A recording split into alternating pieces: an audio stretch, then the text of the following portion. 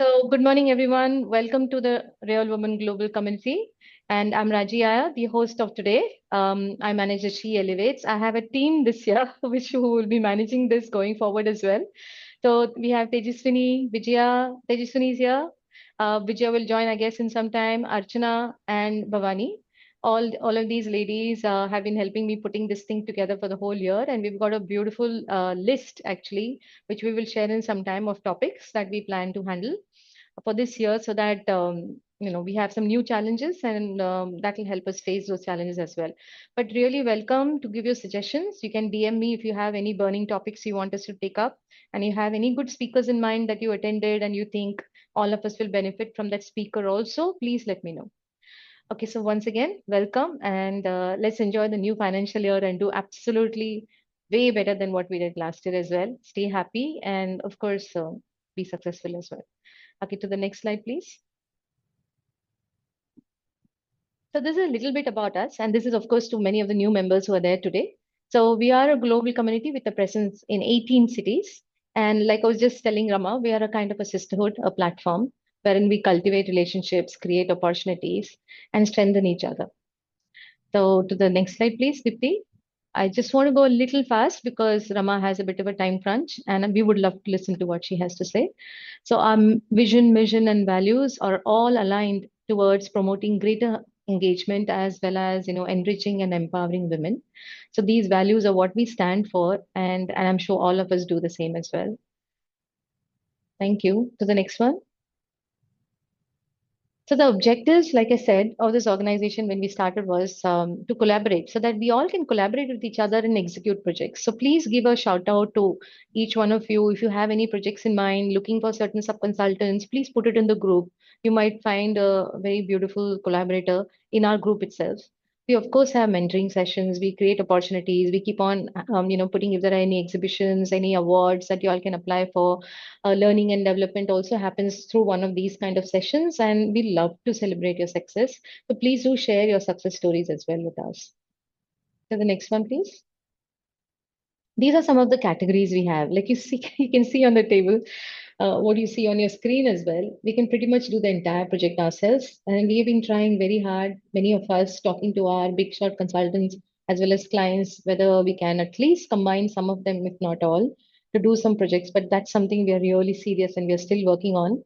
So we have interior designers, digital transformation people, we've got sustainability architects, we've got MEP consultant, developers, everybody within us. So you have to just give a shout out or put a message on the group, and that's it. These are some of our new members, and I would just take a small pause. If you are here today, would you be able to just introduce yourself in 30 seconds? Please mention your name, your company's name, the city you're from, and what do you do? So, do we have any of you here today? Like, do we have Sonia? Do we have Shilpa, Ranjita, Nalini, Meenakshi, Shilpa is Bhagyashree? here, I guess. I'm here. I'm here. I'll Yes, introduce myself. yes, sure. I'm Shilpi Avasti. I'm from Nashik, and Hi, Shilpa. I'm into construction industry from long time, and I'm into architecture, designing, developing, these kind of stuff.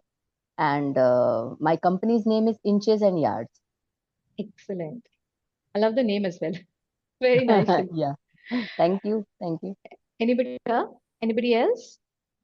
Yeah, uh, I'm Suvarna Lele. I'm Hi, in this Swana. industry. Can you hear me?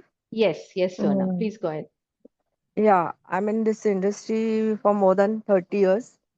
I'm also into academics. Like I'm professor to um, uh, Mumbai University, and I have worked on a lot of residential, commercial, interiors, and all kind of projects. So Excellent. that is my small lesson. Uh, Thank you, I Swana. work on um, low cost housing. That is my specialty. Excellent. Hi Suvarna, it is Excellent. wonderful to see you Hi, in the hi. group. And Suvarna is doing amazing. She has a lot of credentials for her academics while she was Hmm. engaged with academics with different colleges. Great to see you here, Suvarna. Yes, who is Welcome. this? Who is this? Sir? Rupali, Rupali. Rupali Gupte. Oh, Rupali. Oh, you हाँ, yourself ओळखलंस are a का? great academician. We are really Thank happy you, to both. thank you. We are very happy to have both of you here, Yeah, and nice. Thank welcome, you. welcome Thank to you. the group as well.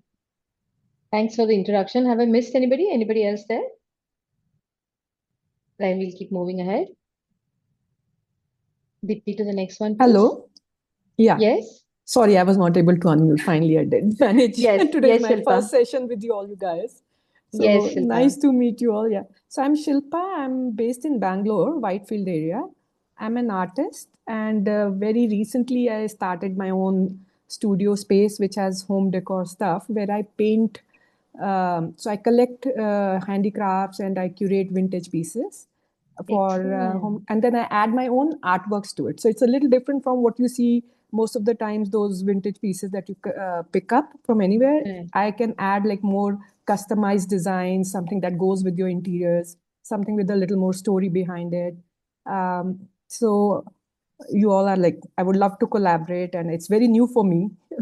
And I'm still setting up. So would love to have all of your support, like wherever if you need any kind of artwork on wall art, cupboards, old vintage pieces, or canvas art. Like I'm sure you all need canvases or Yes. paintings, that kind of stuff. Shilpi, sorry, I missed it. Where are you based? Nasik. Again, the voice. Nasik, I Nasik. think. Nasik. Oh, Nasik. okay, Nasik. Yeah. Yes. Okay, yeah. Right. So Excellent. So Shilpa, you can probably post some of your work as well in the groups so that, sure, I'll people do can that. pick it up from there and they can then start connecting with you as well. Okay, sure, I'll do that. And to all the new members, we will be posting the rooster. We have a rooster. We are the only body, or we can say the only organization which gives you a rooster, which gives you the names of the people and the contact numbers and the emails and how you can contact them and what do they do. So please take the Okay. opportunity to reach out to all the members on the group and see where you can collaborate with them as well. Okay, so we'll go to the next one, please, Dipti. So these are some of the initiatives. As you can see on the list, the first six of us are the founder members also of the group, and Rupali has been kind enough to join us to be the bridge or take the initiative between today's market or today's, our career as well as the students. Other than that, we have Amita who leads She Guides as well as She Leads. You'll come to know about these two very soon. Madhulika is in charge of She Unwinds. She sees to it that we are not always serious and boring. Yogini is the one who puts up all your work online. She's part of She Builds. And Parul will see to it that you inspire everybody. She will catch you for her sessions as well. And Sonali is in charge of She Explores. She's also, she and Sheetal come up with all the MOUs for us so that we have a lot more partners going forward. And that's me, Raji, who's in charge of She Networks and She Elevates, the one we are doing today. And I mentioned about Rupali, who is going to be the bridge between the children, I mean, the education fraternity as well as the career. So we are working on something regarding skills and how to be a good bridge between these two segments. So you can reach out to her as well if you have some ideas. So going to the next one. So these, we also have some regional ambassadors because we can't handle such huge scale and the vision and dream that we have. And these girls have been amazing. So we have Navita from Hyderabad, Bhagwati from Bangalore, Alina from Delhi, Amni from Ahmedabad, Amita from Mumbai, Shilpa from Chennai, and Rashida from Pune. So if you're from any of these cities, closer to the cities, you can even reach out to them if you think, oh, I have this very nice site that I want to show you, or I think we can do this activity. Can we just catch up offline? We do a lot of offline meetings as well. So these girls are the right people for you to contact and see if you want to take anything ahead with them as well. If you go to the next one. So this is the She Leads episode that Amita manages, wherein we have certain stalwarts coming in and speaking about their journey, and and then there will be rapid fire questions. Amita is very well known to put you on the hot seat as well, and she takes absolutely brilliant nuggets from everybody when she conducts the sessions. So don't miss any of her sessions as well. They will happen now, and she will mention the date soon. But these are some of the last recent ones that we had with these stalwarts in the industry. And if you go to the next one. This is She Guides. So we have a mentorship program, a mentor-mentee program as well. So we finished two of them. The third one is going to be launched. So Amita, you want to say anything about this? Yes, so the third one we will soon launch it somewhere in May so that we start the batches in the month of June.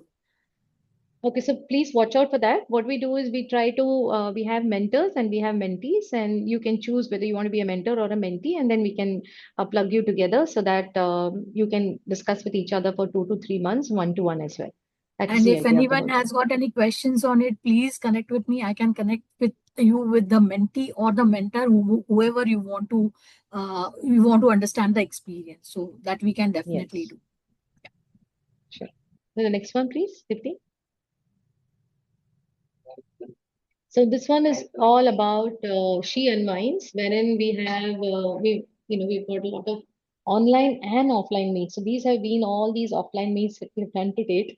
So as you can see, we are quite busy. We do catch up offline as well. It's always nice to sit across the table and discuss and talk and get to know each other. That makes a big difference when you're working with someone. You want to know a bit more about them as well. So to the next one. This happens over food, it can happen over a music festival, it can happen over art, it can happen over anything. So if you have any suggestions also, again, please DM any of us. So these have been the she bills. 32 of them have been featured over the last year. So Yogini has been super busy collecting everybody, chasing them, and of course putting them up onto the media as well. So if you have any of your projects to showcase, please share it with us. This is what Parul manages. It's called She Inspires, which Deepti will fill up the slide soon. So during Navratri, Parul came up with this brilliant idea of showcasing each one of them into the qualities of the Durga. And it was a very interesting series with rapid fire questions. So do reach out to Parul if you have something to say that can inspire all of us as well. The next one. These are some of the visits we have done because we personally believe all of us being in a professional kind of a forum, we need to also visit certain sites. And now all of us have a lot of connects. We try to get some connects happening. We went to the metro, Mumbai Metro tunnel. We also went to Geo to see the things that's happening behind the scene. We went to Infosys. Recently, we went to Chennai to see the 3D printing, concrete 3D printing. We went to Godrej in Pune, and the team went to IKEA in Delhi as well as to the Gift City recently in Ahmedabad. So these are some of the events we plan as well, which happens all through the year. Sonali is in charge of that, and she will be putting out a list soon so that we all can plan our calendars. So the next one, please. Some of the MOUs and collaborations that we had, and we're hoping to add a lot more to this. We've got about 40 events. We also give you opportunities to go and speak in any of these events. If you're interested and you have a body that you're working with, you think we can collaborate with them, please do reach out to Sonali and Sheetal. The next one.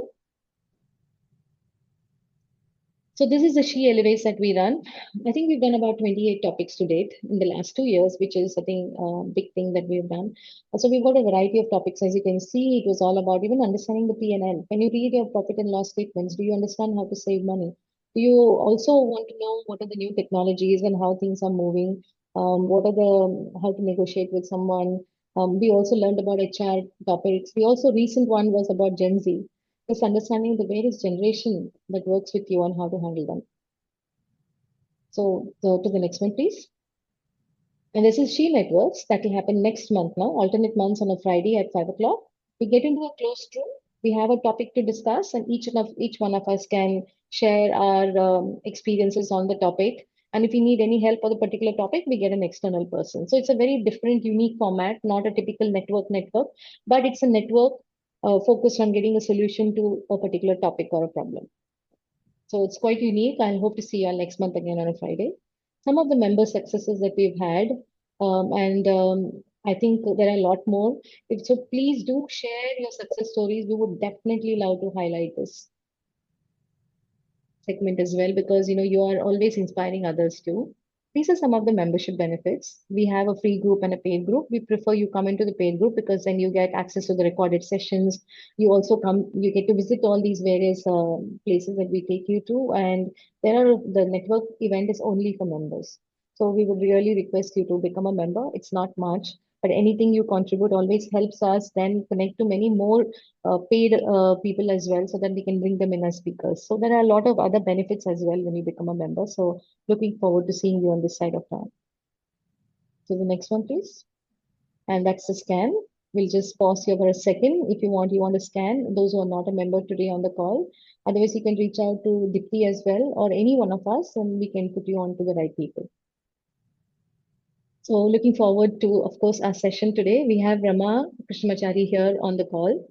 Ruchira and Rama are partners in the UOC, and Ruchira unfortunately couldn't make it because her husband is in the hospital. So Rama was kind enough to step in, and of course, I mean, I was just reading about Rama, and she came into the call. We were checking her out on LinkedIn. So proud to say, Rama, that you have a huge legacy behind you in the last 3 decades of work, and you've also been the president of the Disability Rights India Foundation. And I see that you've been in this segment and you were part of Wipro before this, before you and Ruchira started this business as well. And I'm very happy to say that Rama has been our consultant in most of our projects that we work on for DEI. And I'm going to hand over to Rama so that she can tell us a little bit more about herself as well as about the firm and what work we do. Thank you, Rama, for coming at such a short notice. Yeah, thank you so much. And I was very happy to see the presentation. And interestingly, you've added everything today. Universal design and accessibility is also a specialized field. People know about universal design and accessibility in a kind of an overall fashion, but over the years, it's become a professional field. And NPC also recognizes accessibility and universal design consultants and professionals in the list that you were showing. So we would be happy to be kind of part of this initiative, that organization that you have set up. And yes, talking about our organization, which I and Ruchira set it up way back in 2009. At that time, there wasn't enough, demand for a service like ours, which is universal design and accessibility. We were more involved in the research in the field. So we studied all that. At that time, India also didn't have a good, standards. So we did a lot of work studying international standards in this, and different countries had different standards as far as accessibility is concerned. And we also helped in drafting Indian standards and the National Building Code. I'll talk more about it as we go on. And now in the last 3-4 years, we have started seeing there is that demand for a service like ours, and we have grown substantially in the last 4-5 years, providing services for leading organizations like Google, Amazon, even developers like Brookfield, Bag Money, Embassy. Name the organization. We are working with some 100+ clients across India, providing accessibility and universal design consulting service. So today's my topic is going to be on that only. And since you're all pretty senior in the field, at any given time, just feel free to put your questions on the chat or even interrupt and speak. I'm perfectly fine with that, so that, we speak on what you actually maybe have experience and may have questions to ask. So can I share my screen? 1 minute. Yes, please. Yeah. And while Rama is sharing, if you all have any questions, do put it on the chat. We'll pick it up and take it after your presentation as well. Yes.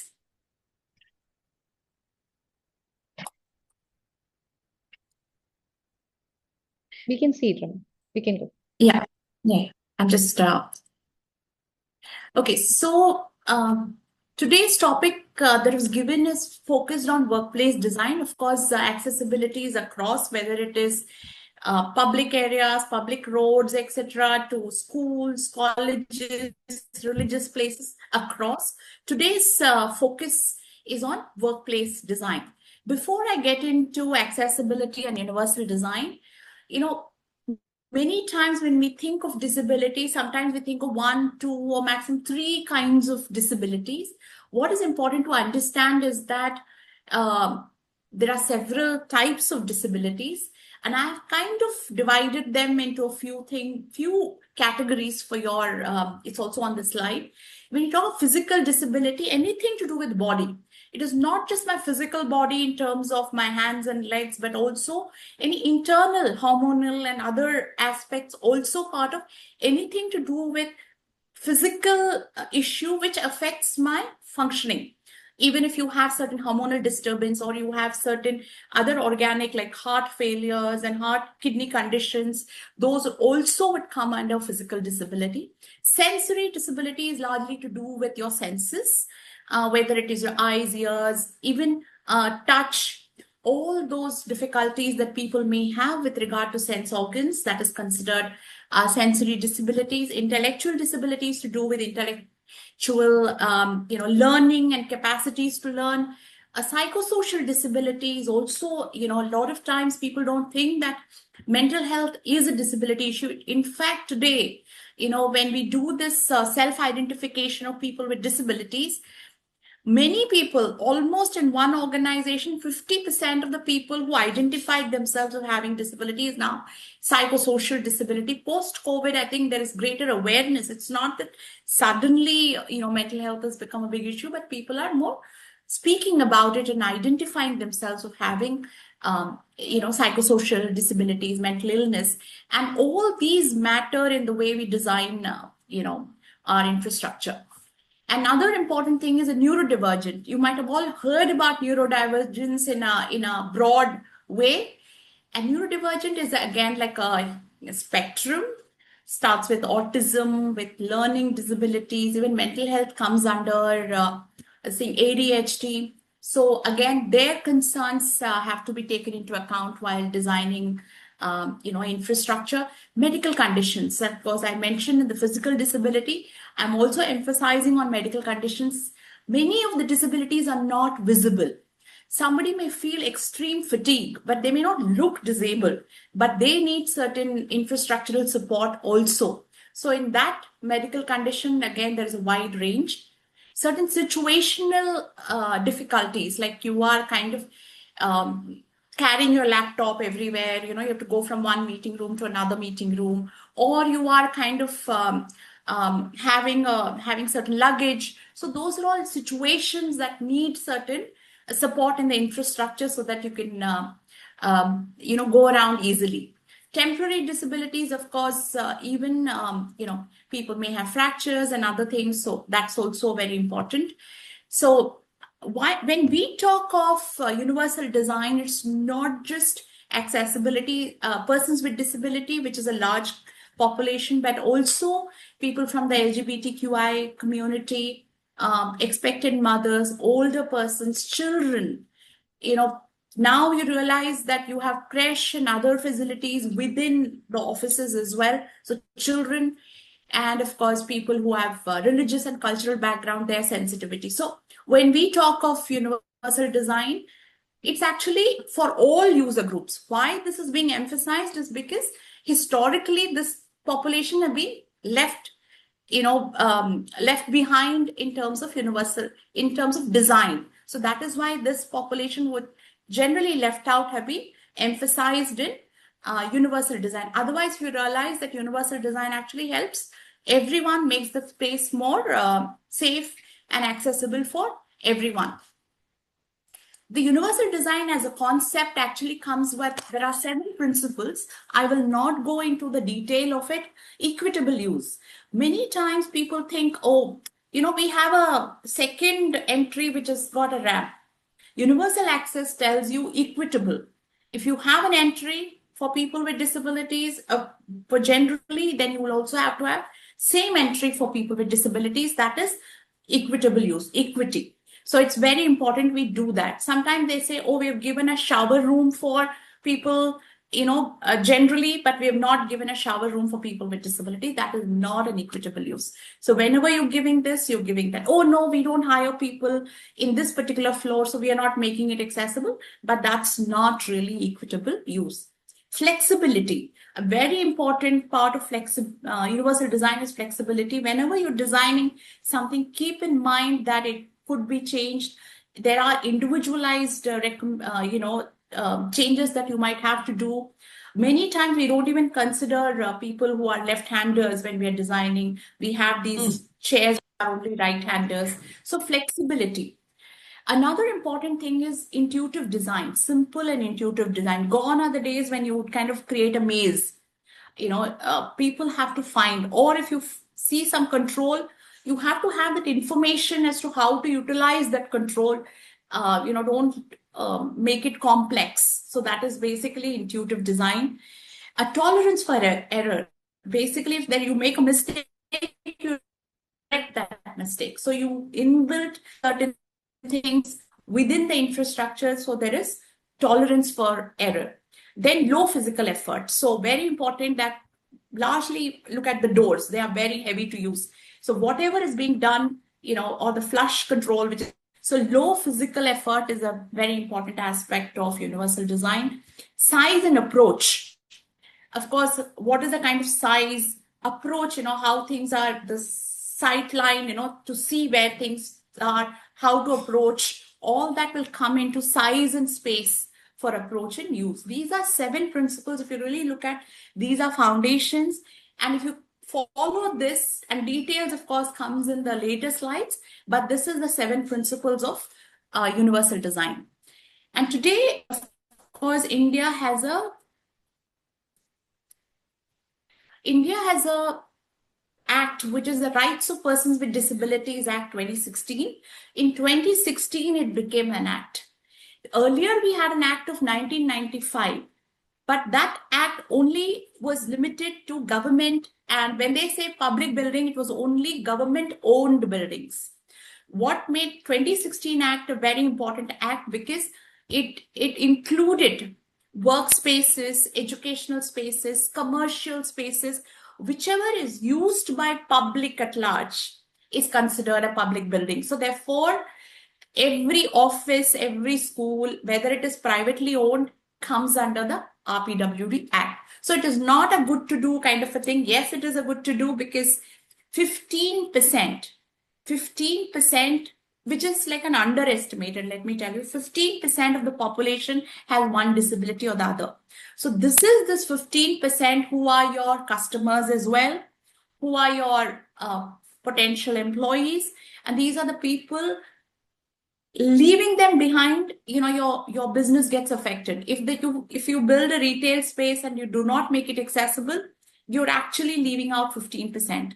And what we have seen is that if you're making a restaurant, for instance, generally families go together. If there is an older person or a person with disabilities, people may not choose a restaurant which is not accessible because it may not have the facility. Therefore, accessibility and universal design is definitely makes business sense, but at the same time, it is also a statutory requirement.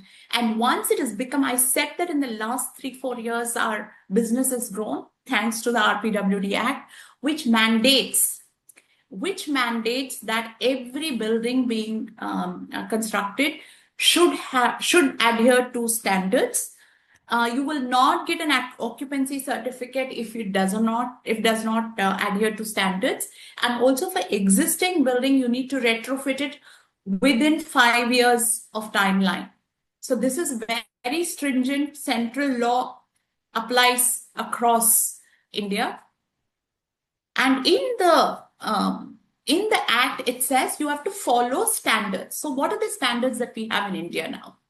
So there is something called harmonized guidelines, which is 2021. There was a 2016, and it's been revised 2021, which is developed by the Ministry of Urban Development. So that is what has been mentioned in the text of the RPWD rules. So when somebody asks what is mandatory, then it is the harmonized guidelines. National Building Code. So this is the code that is used by many construction professionals. This is like a Bible, though it is like a non-mandatory, but National Building Code is taken very seriously. So National Building Code earlier in the 2005 also added accessibility, but that was an annexure. The construction industry looked at the annexure only when they were building a special school or a rehab center. So one of the things that I and Ruchira really did when the 2016 was getting drafted, they said, oh, we will expand the annexure, we will make it bigger and all that. We said, no, that is not the approach that we would want. We would want, if there is a section on lift, we want accessibility there. If there is a chapter on plumbing, we want accessibility there. If there is a chapter on landscape, we want accessibility there.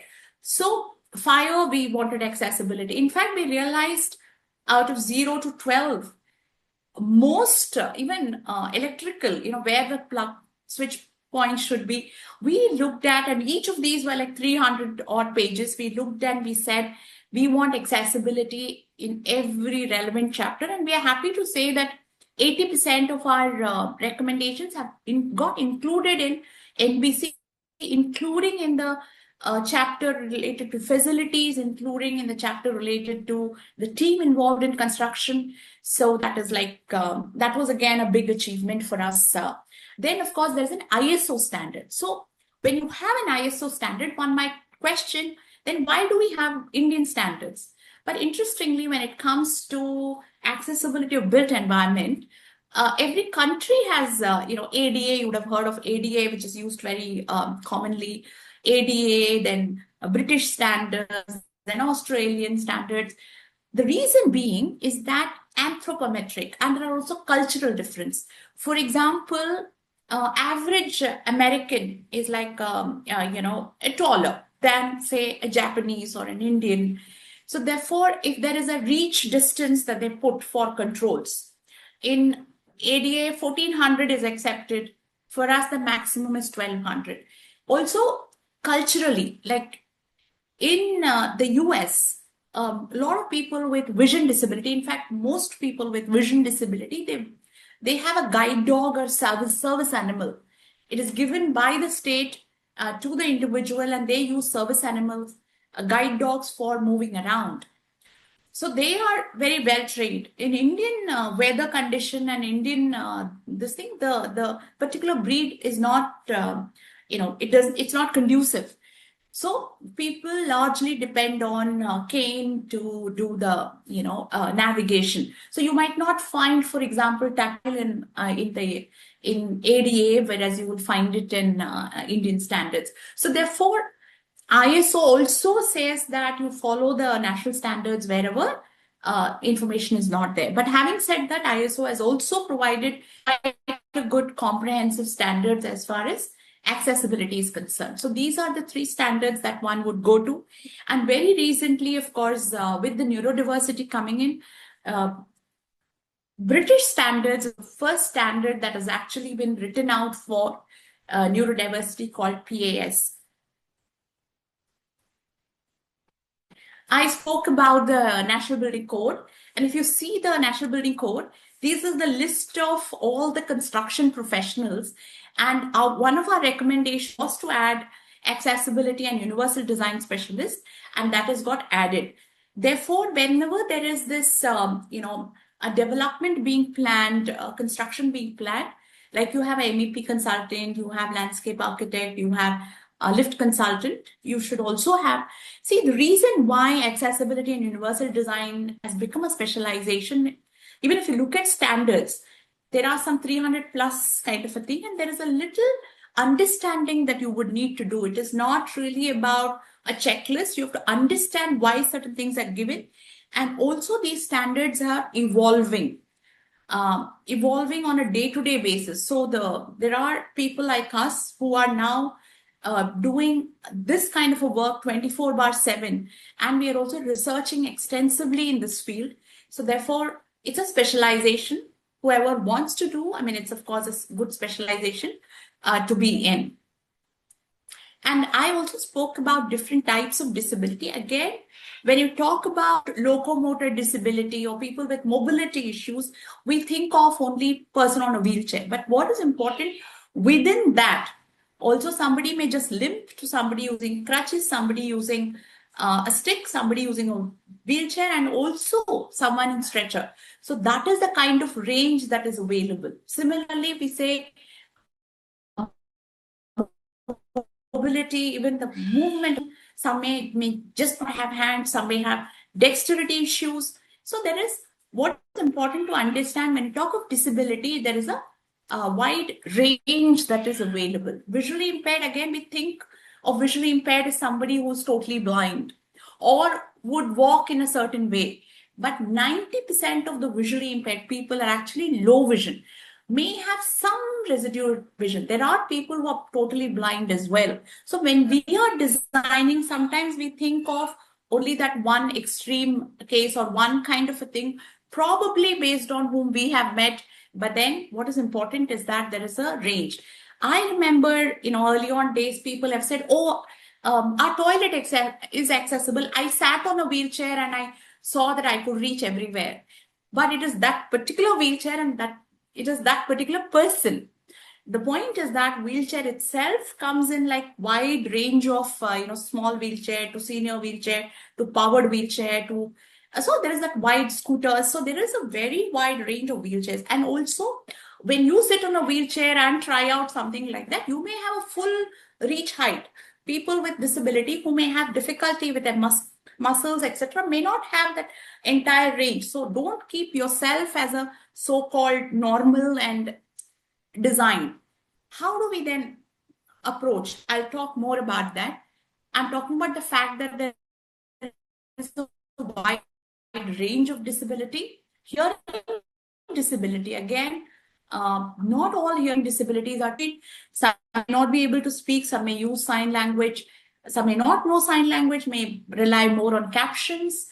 Then, of course, this whole range that I spoke about, invisible disabilities, maybe having a medical condition or a neurodiversity. So how do you then do it? How do you then work on creating accessibility? It may seem, oh my God, how do I do this? How do I make the space accessible? But what is important here is that as professionals, you don't have to worry about these at this point. You go with what is the standards are, what are the standards saying? I think that is the most important. If the standard says you need to have a 900 mm door width, it is keeping in mind the wide range of wheelchair. Just because one wheelchair gets into 750, don't assume that. And also someone with two crutches may hold it on the side and may need that kind of space allowance. Sometimes I see architects arguing, why is this, why is that? Standards are based on, wide range of like lakhs and lakhs of people and their needs. And then, of course, it is based on averages. Again, just because you built a place based on standards, you say now everybody should be able to use it. Yes, standards are based on average. So 90% of people would be able to use that. However, there will be that 10% where you need to do individualized, accommodation. For example, you may say that, okay, the standards are saying WC height is 450 mm. You put it 450 to 480 mm, you put it. Someone says, no, 450 is low for me. I need a 500 mm seat height. You cannot say, no, standards are saying. Standards are based on average. Having said that, there are accommodation and adjustments that is possible. So therefore, to create a space inclusive, one is, of course, accessibility is a must based on standards. We have to do it to the T. Plus, there is also reasonable accommodation where there are assistive technologies and there are certain other additions that we provide. That is when it makes it fully inclusive for people with disabilities. I'll take a pause here to take any questions that might come before I move on to standards. Just have one Any question? observation, Rama. I saw that Rama Raji here. Are you able to hear? Yeah. Yes, yes. Yeah. So in the previous slide of yours, if you can just put it back, the previous one. So the flooring, I remember, not being encouraged to do flooring like this, which kind disturbs so many Yeah. people. And there was a small anecdote about how Singapore had to pull out all the carpets from the airport and change it again because the carpets made people feel as if they were walking on water and disturbed many people. There was a original carpet that had to be pulled out and changed. And this happened with us in Microsoft when they told us very clearly you can't do graphical tiles and patterns like that because it does disturb people. And we never thought that could be a problem actually. But yes, thanks for Yeah. putting that up on the slide. Yeah. So let me explain it a little more on this because neurodiversity is an area that's come big time. Like I said, now about amongst all disabled people, 50% of the people are coming up with people who didn't even know that they have a disability. They didn't even realize they were silently suffering it in some sense. And now more and more people are coming out and talking about the kind of issues that they have. When it comes to neurodiversity, we all know of this 5 senses that we have, right? We don't know about the internal. There are body senses which is working on, which you're not even aware of. Basically, the fact that you're feeling hungry, you're feeling hot, you're feeling cold. So there is some internal systems that is working on, or the fact that you're able to balance somewhere. There is an internal system that is working on your internal balances. So there are many such internal sense organs that are doing their job without even your realizing. And sometimes when it comes to neurodiversity, some of these sensory organs, not just the 5, but also the internal sense organs are affected, due to which, like for example, if you look at the outward sense organs, which we are aware of, you could even like have hypersensitivity. We call it hypersensitivity, we call it hyposensitivity. Hypersensitivity is when, like for example, the sound that is in the background, the AC sound or the electricity sound, or even that sound of a coffee machine, it doesn't bother us. But for somebody who's very sensitive to sound, it may be so disturbing that they just have to move out of the place. So they just cannot stand it. So that is the hypersensitivity.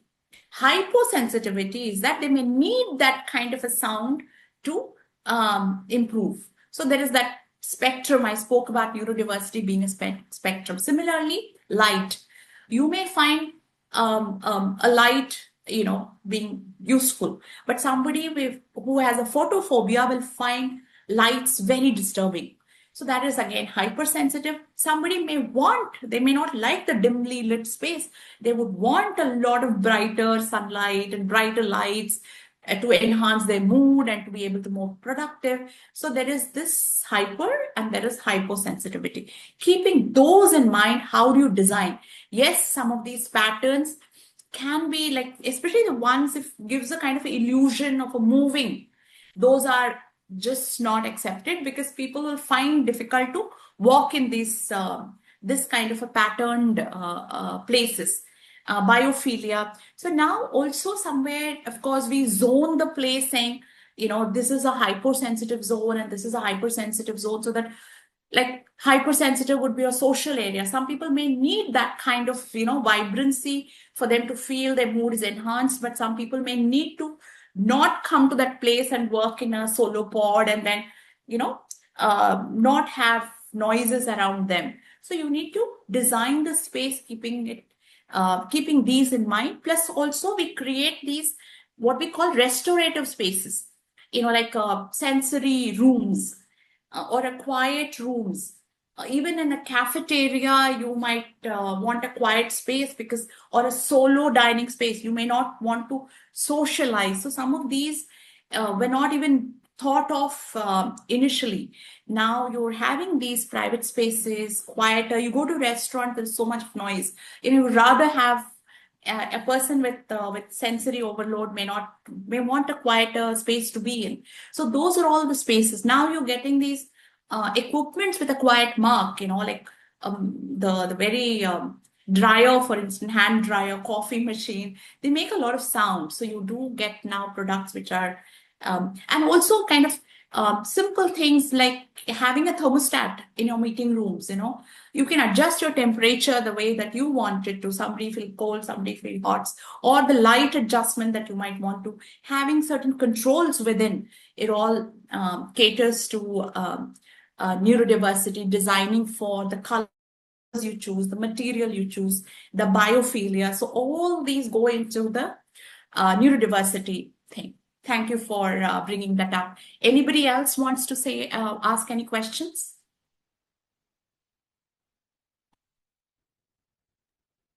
There's one here on the group from Yes, Amita. please. She's asking, can you please elaborate more on vision disability? How should we design public spaces for them? Thank you so much. Like I said, when it comes to vision disability, I said there are people with low vision.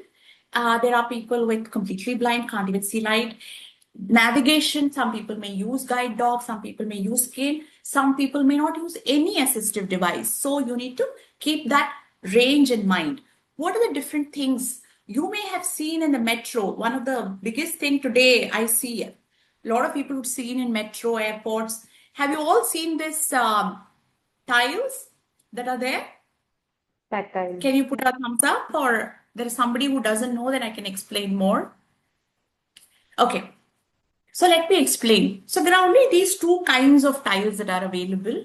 One is this, which has got the straight lines, and then there are these circular thing. The straight lines say that keep going, keep going, keep going. People with vision disability who are using cane or may not be using cane but can feel with their foot, they need a straight line to walk.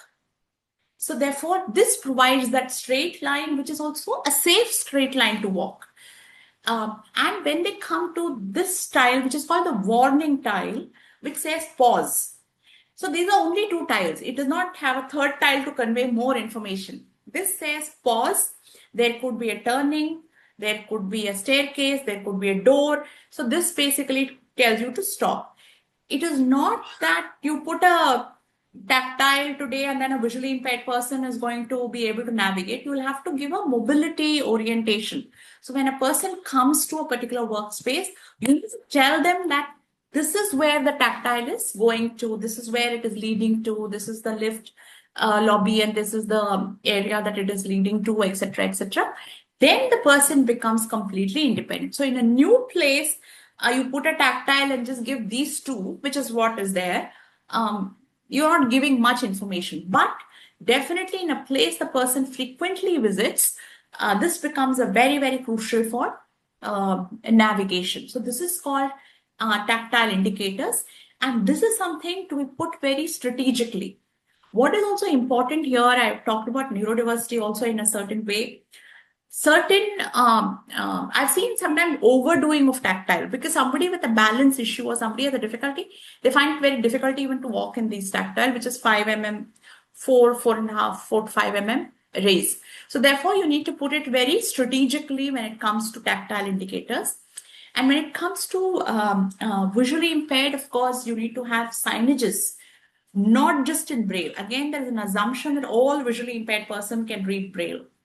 If you are kind of a born visually impaired person, but then if you become visually impaired later, if you don't have that kind of sensitivity to read Braille, you may not.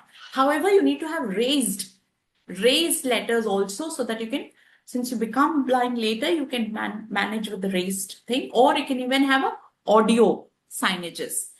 If you see, there is this a traffic signal. How do people cross? You might put those tactile indicators, but you need to have certain control to stop the cars from going. So that is something to be in the zebra crossings. You need to have these signals which are accessible.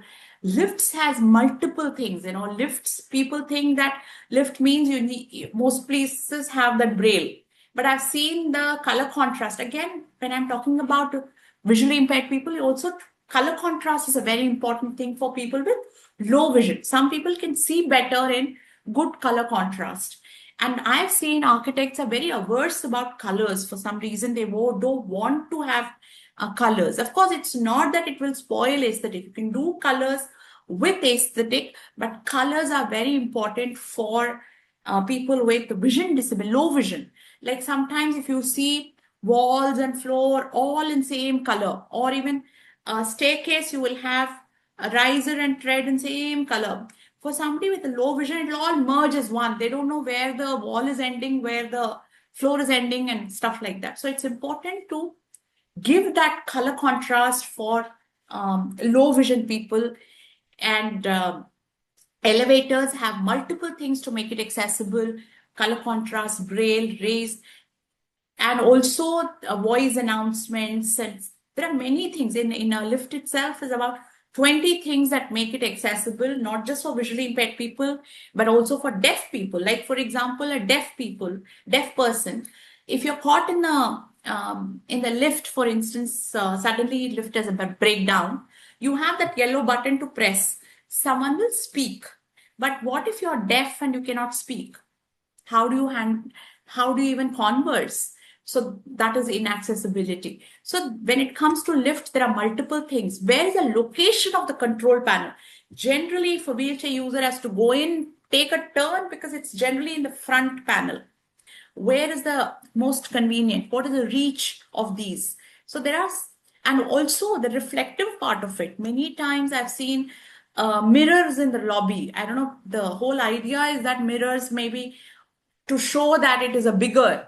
But if someone has a low vision or someone with a neurodiversity may just go and bang into those reflective walls, reflective mirrors. So those have to be completely avoided, anything which is causing that kind of a reflection. And technology, now technology is coming in a big way, even in the built environment. So technology, many times people think that technology also needs to be accessible for people with vision disability. You may have a kind of a vending machine which is only touch screen. Even I've seen auto, like you have a coffee machine which is generally a touch screen, which is completely inaccessible. In fact, a visually impaired person who's working says, I'm not able to go and have my own coffee. People may say, oh, they can ask their, we give buddies and they can go and ask people. But the person may say, I don't want everybody to know, or I don't want to ask my friend every time I need a coffee. I want that independence in having my coffee. So therefore, now this touchless and touch screen, they're completely inaccessible for people with blindness. So we need to have push buttons. Touch is a very important aspect when it comes to vision disability. So you need to have that option. If you can have one touchless, but you have to have alternate, which can also be, push button kind of a thing. Lockers I've seen now a lot of stuff unfortunately is coming, which is wave and all that. Those becomes completely inaccessible for visually impaired person. Yeah. Any other question? You move ahead, Rama, if you want, and we'll take the next slide. Okay. Yeah. So I'll quickly move ahead. Anyway, what I just now spoke about the fact that when it comes to universal design, there's a huge population which is left behind. And when it comes to within each disability, also there is a diversity involved. And we need to cater to all these diversities. And what is important is that today we have standards, and we need to follow the standards to the T. And I will take you through standards right from person who approaches an office. First place they look at is, where is the parking space for people with disabilities? And a lot of time people think that people with disabilities, when it comes to wheelchair users, they or any disability for that matter, of course, visually impaired persons are not driving their own car. Hopefully, when the self-driven cars come, they'll be able to utilize. But wheelchair users, people with other kind of disabilities can be using their own vehicles. And generally, we see this is the kind of parking space that we see. If you look at this parking space, it may seem okay, what is wrong with it? But this is not an accessible car park. Or they will have a signage which is like an accessible car park, but this is also not an accessible car park. Because if two cars are parking like next to each other, how does a person, say on a wheelchair, will have space to get in and get out? So you cannot have a accessible car parking. And also having a reserved car parking, it's very important. Again, it is based on the number of car parking it has. And there is a dimension involved in car parking. For example, you can have a car parking, you need to have a transfer space, and it has to be designed with certain dimension, certain color, certain pole mounted signage, directional signage. Many times you may do all this, but you don't give directional signage. It's like jungle mein mor nacha kisne dekha. So very important in accessibility is communication. You need to communicate that there is an accessible. If you had a restaurant or something and you have it, put it on the website saying, look, we have this facility of reserved parking. So that is what makes accessible. Like you need to ensure end-to-end accessibility. Again, pathways and corridors. This is the general pathways that we see. If you see, there is no, there's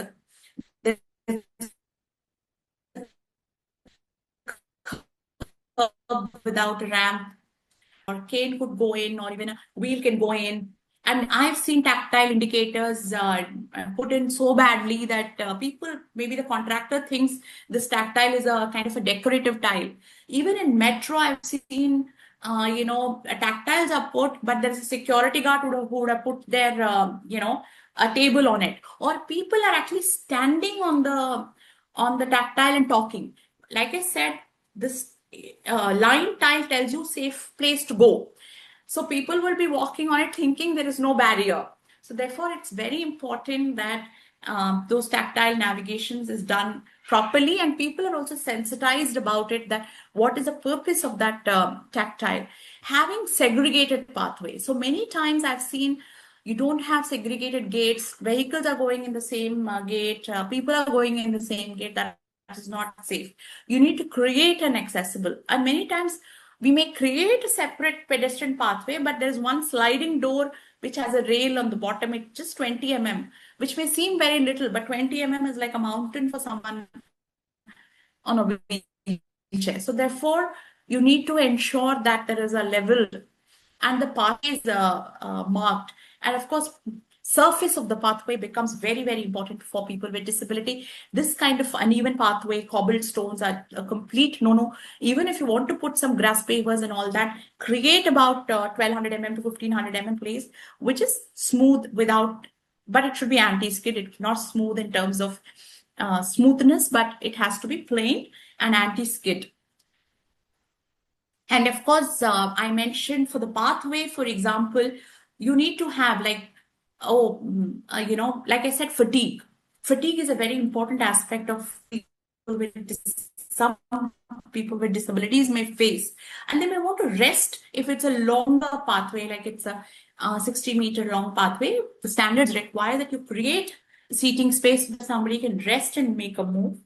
And also, while even a wheelchair user who is probably pushing his own wheelchair needs to rest a while, or may come with companions and friends with whom he wants to. So this is inclusive design. You are thinking about a wheelchair user and creating a space which is inclusive. This is something like an auditorium and all that front, they'll not be able to sit with their companions. So when you're creating amphitheater, auditoriums, think of person with disability coming with his friends, coming with companion, are able to sit in an inclusive manner. Of course, I spoke about the thresholds and all that needs to be accessible. I spoke in detail about pathways having tactile indicators, and it is to be done very, very carefully because it has certain meaning in terms of navigation. So strategy is very important, and the way the tactile is laid is equally important. And also there are types of tactile. Again, I've seen that there are varieties of tactile. And in fact, in one of our projects, we have integrated tactile by changing the material itself. So there are variety of ways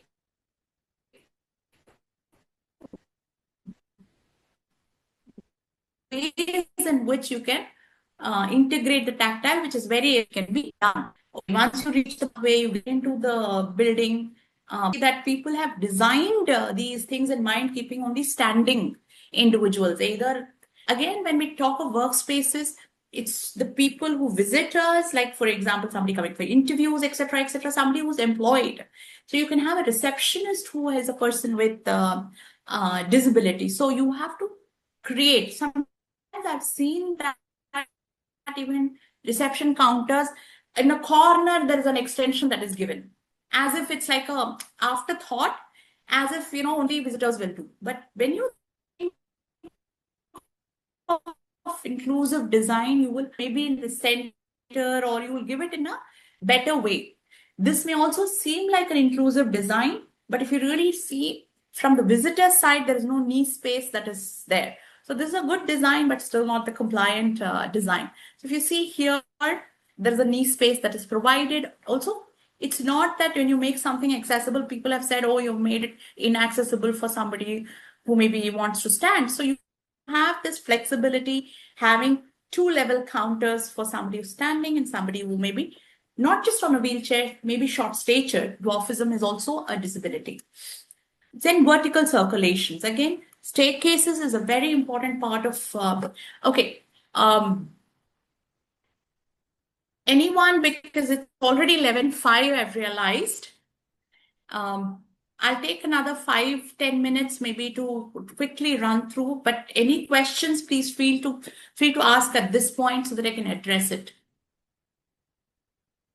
I think let's continue with the presentation and we can take the questions at the end, Rama. Okay. Yeah. So basically what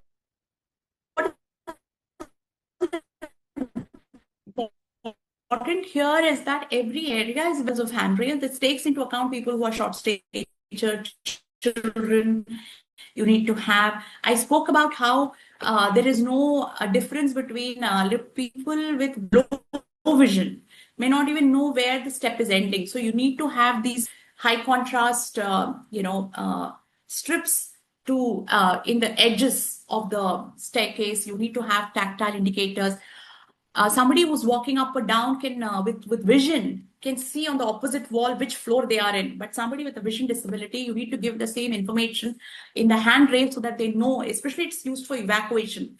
People are walking down, say 10 floors they should know where they have reached. So you need to give these braille signages. How even handrails are designed, like for example, how they're extended, how they're self-turned. Sometimes handrails are just this, like sometimes they don't even start in the first step. Actually, you need to extend beyond the first a person holds the handrail and then walks up, so you are not making it accessible at all. Like I said, people who are ambulant, who maybe not be using a wheelchair, sometimes people think that having a ramp makes it accessible, but ramp with the gradient, actually it becomes long. Somebody who's just using a stick or just having limbs may find it's easier to hold a handrail and walk up 2 steps. So don't assume that ramps make it all accessible. You also need to have steps with certain features that makes it fully accessible for wide range of disability. Like many times the handrails are not continuous. So somebody with a vision disability, somebody who has a disability of, who's an ambulant person with disability would need continuous handrail. Many times I've also seen handrails put on only one side, and then they argue whether we need to put it on the second side. So somebody will have a stronger right hand, somebody will have a stronger left hand. So the standards require you need to put it on both sides. And also, if you see the way, the way it is designed, if you don't put the joint like this, then your grip is, if you just put it connected to the wall, then you don't have adequate grip. So you need to have a continuous grip. So those are small details that go a long way in making. Open risers are a big no. And if there is a step with a big nosing, even that can get caught. So you need to avoid nosing. You need to avoid spiral staircases, or open risers are a big no-no for people with disabilities. So what is important to understand here, I gave you a few standards. Of course, there are standards for each and every area, whether it is ramps. You see the kind of ramps. People think ramps, many times I've seen these slatted ramps. People first make it in polished granite, and then to add, to give friction, they put these slats. Imagine it, you try and take a suitcase and you'll see how jerky the movement is. Dug, dug, dug, dug, dug. Imagine somebody on a wheelchair coming. So many people, I think that they know accessibility, and then they end up doing things like this, which can actually cause more damage. Sometimes, again, here you may think, oh, there's a ramp. But see, look at the ramp is ending at the door. If I have to access the door, I need a stable landing. Without the landing, my wheelchair, I'll be holding the wheelchair, because otherwise it will be running behind. So small things make a big difference. So I spoke about, so each and every area, if you see, has accessibility standards. And yes, like I said, it is an evolving space and new things are coming up. Even elevator manufacturers today, internationally, they were giving good elevators, but in India, they were not giving the right elevators. So we're working with manufacturers. Dorma, we have worked with big time in improving their, standards for accessibility. So we continue to work even with manufacturers. AWC, for instance, they were not making it compliant for people with disabilities. Today, some of the sanitary manufacturers have started making accessible fittings. So this is the kind of work that we are doing, providing this service. We do peer reviews of architects, interior designers, and landscape, lift, all that we review. Basically, the way we work in a new field project, greenfield project, is to do design review. So we review at every stage. You realize every package, whether it is your layout plans to your furniture deck to your fire evacuation kind of a layout, everything, door schedule, signage package, materials, we review all those at design stage and give our feedback and give our recommendation. And then even during the construction stage, we look at the mock-ups, and we also see shop drawings, etc. So we are involved during the construction stage. And post-construction, we do an audit, and we also give certification for accessibility. For an existing building, we do an accessibility audit. We also do, implementation in terms of providing architectural drawings and BOQs. And then, of course, we don't do a PMC, or we do not do turnkey. We look at, we can do interim site visits to see everything is going on as planned, and then we do a post-completion certification. So that is the kind of work that we engage with architectural firms, we engage with companies, we engage with, a whole lot of organizations for this. Thank you so much. Thanks, Sita and Rama. Anybody has any other questions?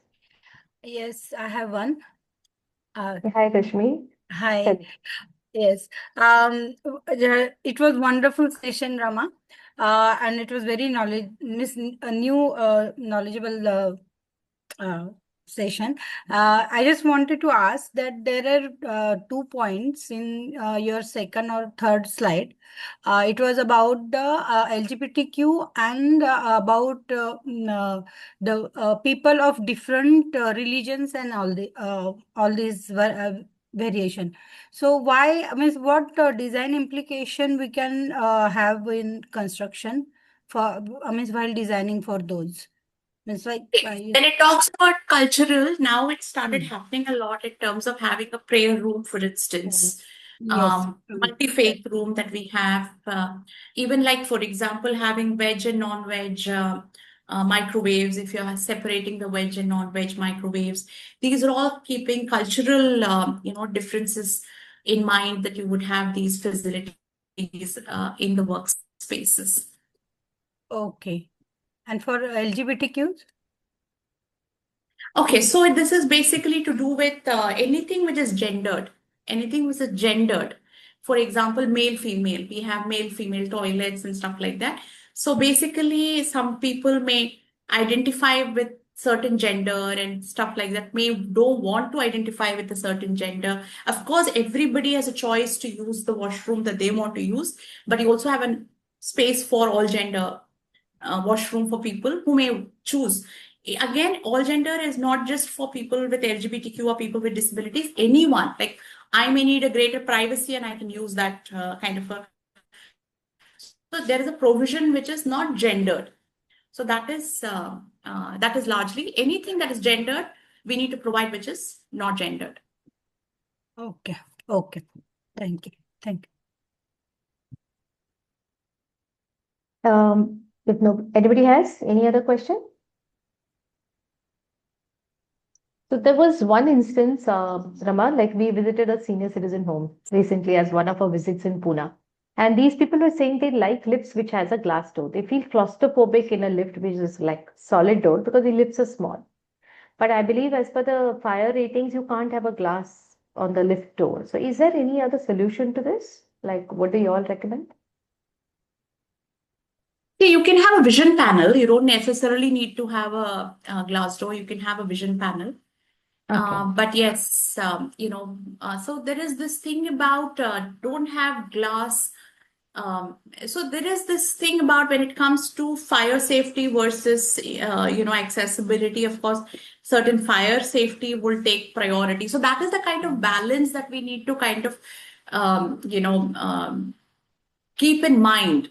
But yes, vision panel is something. But then some people have said when you see the moving, if the speed at which some of the elevators moving, and if you look at that vision panel, it can also cause you claustrophobic because you're seeing, the shaft and stuff like that. You're moving. So it's a little this thing. So again, there are no solutions as such which caters to all. That's true. Thank you so much. Tejaswini, would you? Yeah. Hi, this is Tejaswini. Am I audible? Yeah. Yeah. So, Ramaji, you actually opened our eyes to the universal design and accessibility. I mean, it was such an insightful session. We realized that we have a long way to go in India, and especially when we visit developed countries, European countries. One can actually move around in public spaces so smoothly, but what goes behind it is something that we really understood today as architects and construction professionals. It was wonderful, and I myself have experienced in I'll say 2 points. One, my own mother is physically challenged; she cannot walk, and I know how difficult it is for us to sort of take her out to socialize or to social places.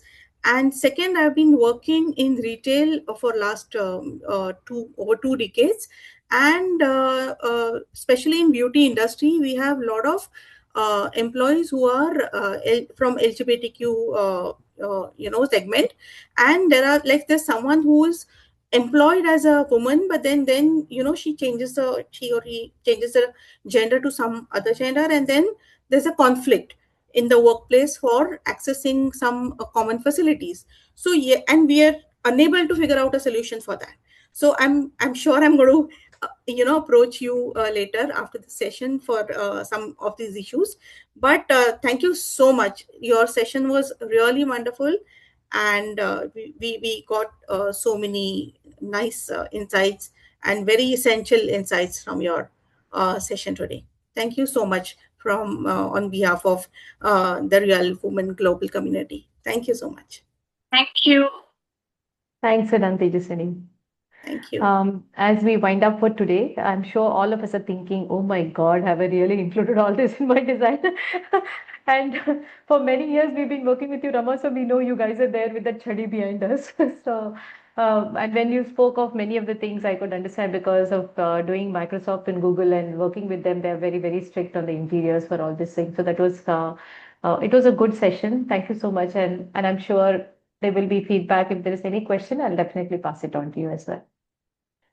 But I have one question, last one before we wind up. How do you study something like this? Is there a course? Is there a college? Is there, if anybody is interested, is there a certificate course? Like, how long is that course? What is it all about? There aren't any, there are some international courses, few of them, but really not very comprehensive. It is like over the years that it's a lot of research. And there are some small courses that are available, but they are not that comprehensive yet. But like I said, it's kind of evolving so much that I'm sure just in a matter of time that you will have certification courses for accessibility also. I have personally done a few, trainings for people who want to be, working in the field of accessibility, but it is not like a regularized kind of course. I think you should look at that. Because going forward, if you want more people to be sensitive, I think that information should also be We had accessible. trained when India started, like this 2016 Act came, there were hardly any accessibility auditors. India launched this Accessible India campaign. So I and Ruchira, in fact, trained people from different states today who are also empaneled and doing accessibility audit in their respective states as access auditors. It's like We put together a very comprehensive training for access auditors at that time, which was like 10, 15 days. People sat and learned about accessibility. So we are doing such very tailored programs for people to Excellent. learn accessibility. Thank you so much. Thanks so much today. Thanks, Uh, Siddhant, for coming in the last minute again. Thank you so much. Thank you so much. Bye-bye.